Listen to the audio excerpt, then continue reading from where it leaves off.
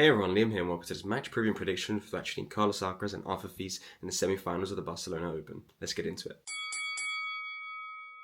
Before we get into the video, as always, if you enjoy the content on the channel, please like and subscribe. Really helps us grow the quality shot tennis community. Got a rematch of the quarterfinals from Monte Carlo here in Barcelona, now in the semi-finals here in Barcelona. So it's going to be Carlos Alcaraz against Alcaraz. Great matchup. I mean, as long as even this matchup lives up to maybe even like 70% of what their Monte Carlo matchup was, I mean, it's still a great match. I think this match is going to be a test, really, because I think it's a test for both players. Because in Monte Carlo, I think Alcaraz was the second best player there in the tournament throughout the entire week.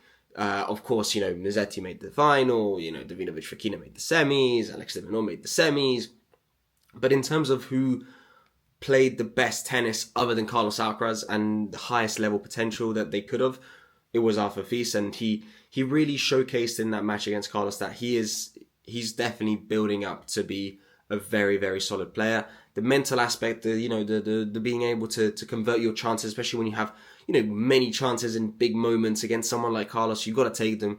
That's something he still needs to work on, but it's something that will come with time, of course. Hopefully he doesn't get any mental scarring from the loss to Carlos, where obviously he had the love 40 when it was in the second set, and then in the third set he was up a break and then he lost it. So hopefully that doesn't bring any mental scarring, but you never know.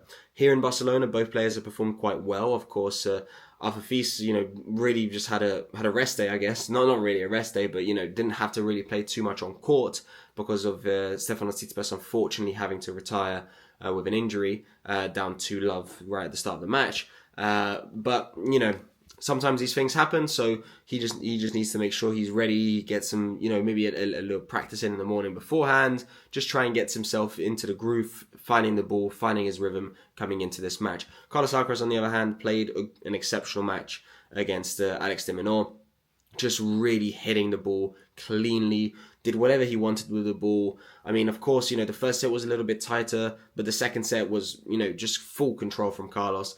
And it's good to see because, he's got everything you need on clay to succeed, because he's got huge shots that you have to defend against, such as the forehand, normal center or cross-court forehand. He can also run around the backhand, hit an incredible inside-out or inside-in forehand that you can always, it's unpredictable which way he's going to go because both of them are really good. So then, even if you do play to his backhand, you're not too sure exactly if you're going to be able to push him too far off the court that he has to hit a backhand. He can come in, no problems, hit approach winners. He can also just end the point at the net incredibly well. He can do anything on clay, and he's got even that more extra time. And then he's also got the drop shot aspect to it. So he's well rounded for the clay. But he will know that coming into this one against Alcaraz, he also cannot afford to play potentially as defensive, or maybe not with as much control, or maybe trying to get too close to the line sometimes, like he did in the first set and a half in Monte Carlo. He needs to really make sure he's concentrated from the start. He brings his best tennis from the start, because if Alcaraz is playing as good as he did in Monte Carlo and Carlos isn't, Alcaraz can win this match, no questions asked.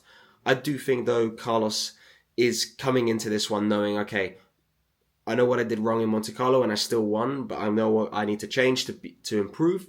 Let's get this done and let's go forward. So I think, Alpha might have a little bit of mental scarring. He knows that he did nearly his absolute best, but not quite, and he lost that match.